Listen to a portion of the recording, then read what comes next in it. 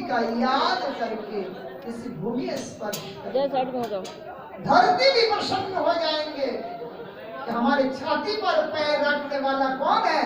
जो हमारे हरि के प्यार है। नहीं तो बोझ समझेगा, ये बोझ है, ये उतार रहे हैं हमें, इसके सिर पर बोझा धरती पे उतार दिया। ऐसे बोझ मत मानिए, हमारे श्याम श्यामा के प्यार है, हरि का प्यार। इस प्रकार राधा रानी की महिमा गाया गया। आगे माँ देवकी ने उसी कुरुक्षेत्र में ठाकुर जी से कहा कि अपने गुरु पुत्र का वापस किया। हमारे भी 6 पुत्र मर गया, उनके मुख भी अच्छा तरफ से नहीं देख पाया। मेरा मन करता है एक बार कम से कम उनको देखो, एक बार बुला दोगे, दिखाओगे हमें? भगवान ने माँ की बात टाल नहीं पाई। उन 6 पुत्र को वापस लाए और माँ के सामने दिया। छोटे छोटे बालक एक साथ माँ की गोदी पर चढ़ गए, चढ़ने का प्रयास कोई कर रहे हैं। माँ ने सबको अपने वात्सल्य का स्तन दुग्ध पान करवाया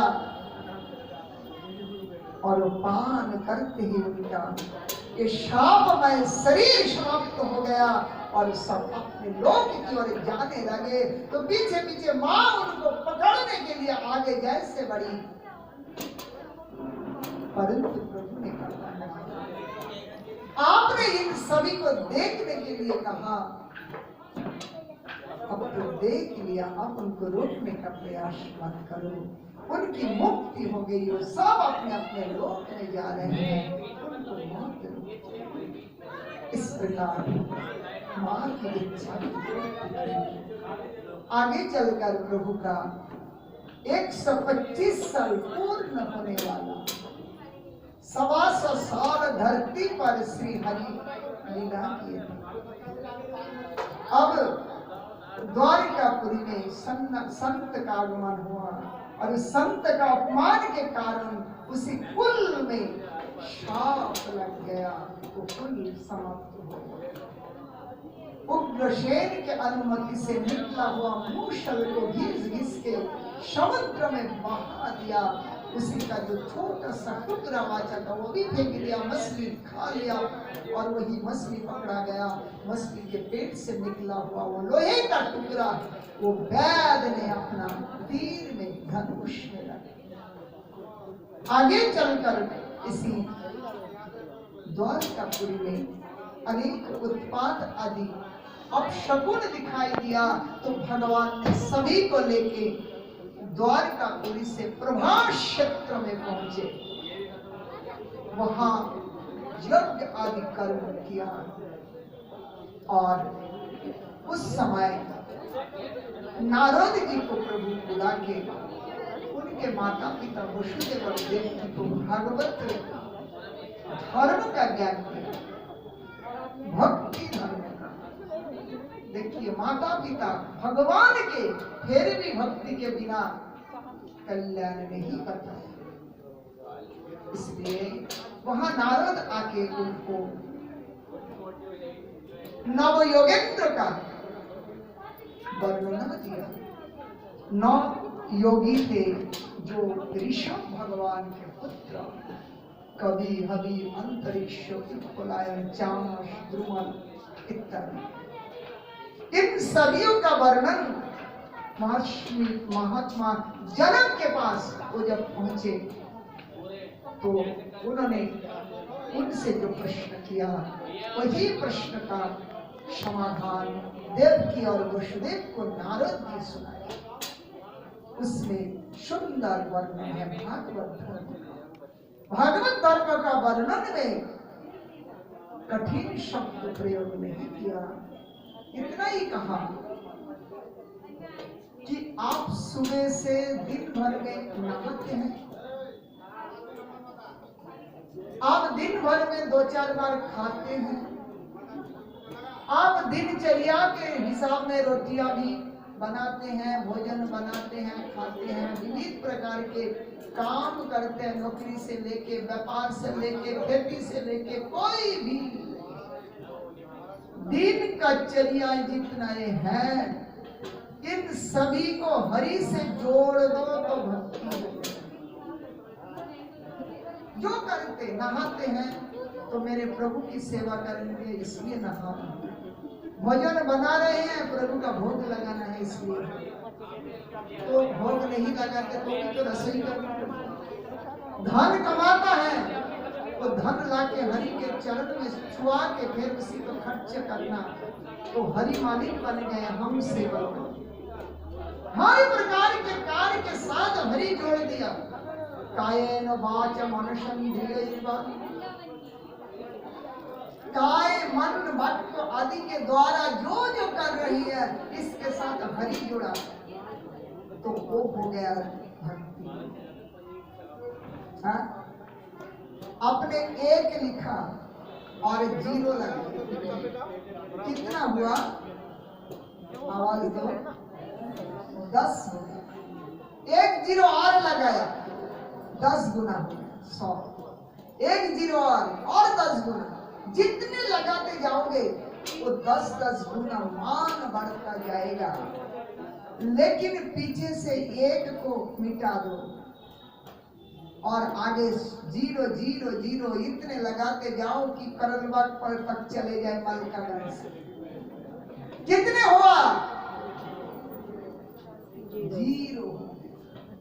तो मान किससे हो रहा था? वो 1 से। 1 है तो सबका मान है, और 1 मिट गया तो 0 है। उसी प्रकार हरि को लेके संसार में खूब नाचो गाओ तो फल फलेगा, लेकिन हरि निकल गया मुझसे तो तुम्हारा सब फल विफल में गया, सब अनर्थ हो गया। इसका कोई अर्थ नहीं। हरि के बिना ये अनर्थ है, हम सब अनर्थ की ओर जा रहे हैं। इसलिए हरि संबंध ही ये हमारा भागवत धर्म है, और इसके बिना कल्याण नहीं है। मरने के बाद यम पकड़ के लेके यमदूत के द्वारा बड़ा दंड देगा।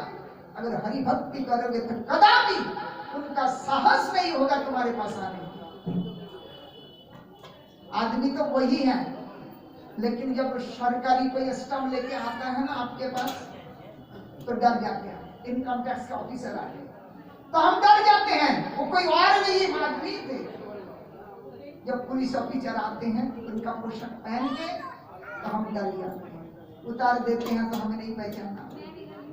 ऐसे जो हरि भक्त है उनके पास जम के दूध डर के मारे भी नहीं आते। इसलिए आप लोग हरि भक्त, उससे मेरा लाभ नहीं होगा, आपके घर वालों का, आपके शांति, घर में धन आदि का ये अभाव मिट जाएगा। हरि का भजन करो तो हरि के चरणों में लक्ष्मी बैठी हैं। जिस धन के लिए हम रो रहे हैं, धन के लिए इतना परिश्रम कर रहे हैं, वो धन तुम्हारे घर में आके अचल बन जाएगा। एक बार करके तो देखिए। इस प्रकार भागवत धर्म का वर्णन किया। आगे चलकर भगवान बड़े बड़े यज्ञ करवाया और आपस में यज्ञ क्षेत्र में एक दूसरे से लड़ भिड़ के अपने पूरा यदुवंश को अपने प्रभु के पास भेज दिया। सब अपने अपने स्वरूप में चले गए। बलराम जी भी अपने स्वरूप में प्रस्थान किए। भगवान एकांत में बैठे हैं। उस समय उद्धव जी भागते हुए आते हैं। उद्धव जी प्रभु के पास आके कहते हैं कि प्रभु आप जाने के लिए तैयार हैं तो मुझे भी लेके चलो। उद्धव जी से कहा ना, आपको रहना है, मैं जाऊंगा तो मेरी कथा तो रहेगी ना, उसको कौन गान करेगा? भक्त तो नहीं तो भगवान, पत्थर की मूर्ति। इसलिए कथा ही भगवान है, मूर्ति भगवान नहीं।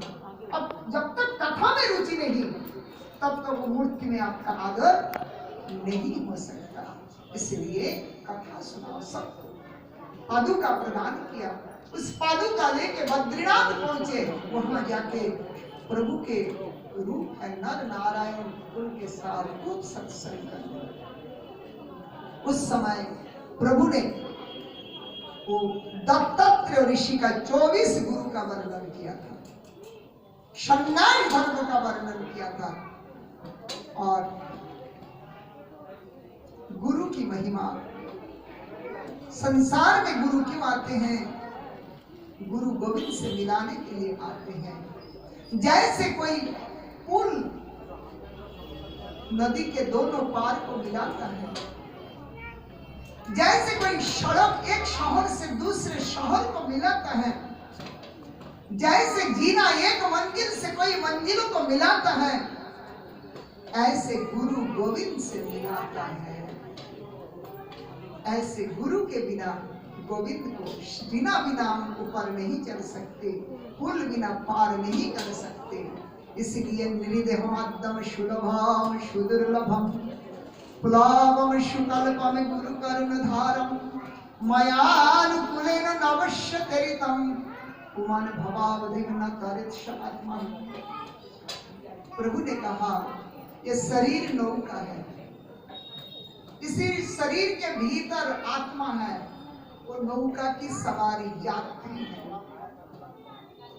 और इसी नौका का नाविक नैया गुरुदेव है। तो नौका शरीर, आत्मा उसका सवारी, चालक कौन है? ड्राइवर गुरुदेव। इतना तो हो गया। तो जल होगा तो पार होगा। ये माया का समुद्र है। ये संसार क्या है? माया का समुद्र। संसार सिंधु तरन हृदय में जदिश्य संकीर्तनमृत रस रमते मनस्य प्रेमांबुधो विहरन यदि चित्त वृत्ति चैतन्य चंद्र चरण शरणम प्रयात। ये संसार माया का समुद्र है, इसको पार करना है। तो गुरुदेव इसको पार लेके जा रहे हैं। भगवान ने बोला अनुकूल वायु भी हमने चलाया, जिस तरफ नौका जा रहा है उस तरफ हम हवा भी दिए, तो हवा से और भी जल्दी बनता है। तो शास्त्र के रूप में, साधु के रूप में हमने ये हवा प्रवाहित किया। तो ऐसे सभी प्रकार के अनुकूल परिस्थिति प्राप्त करके भी जो समुद्र पार होने का आकांक्षा नहीं रखता, शास्त्र क्या कहा? न तरेत स आत्मा, वो स्वयं को धोखा दिया। हाँ? वो स्वयं को धोखा दिया। बाजार में जाओ क्या करते हम, वो एक दूसरे से बार्गेनिंग करते हैं कि भाई क्या है तुम्हारे आलू 10 रुपये 8 रुपये। हर चीजों में करते हम हैं। क्यों? हमारा भावना है कि हम पैसा कम से ज्यादा माल लेंगे और बेचने वाला का ज्यादा माल ले, ज्यादा पैसा लेके कम माल लेंगे, सामान कम पैसा ज्यादा लेंगे। और हमारा भावना पैसा कम सामान ज्यादा लेंगे। यही तो भावना है सबका, इसी का नाम व्यापार। लेकिन हम बाजार से आके हमने उसको ठगा, दुकानदार को हमने ठग लिया, या दुकानदार सस्ते हैं हमने उसको ठग लिया, एक दूसरे को ठग रहे हैं। परंतु जब हरि भजन नहीं करते वो स्वयं खुद को ठग ले। न करे तो पढ़ने का जरूरत नहीं है, घर का काम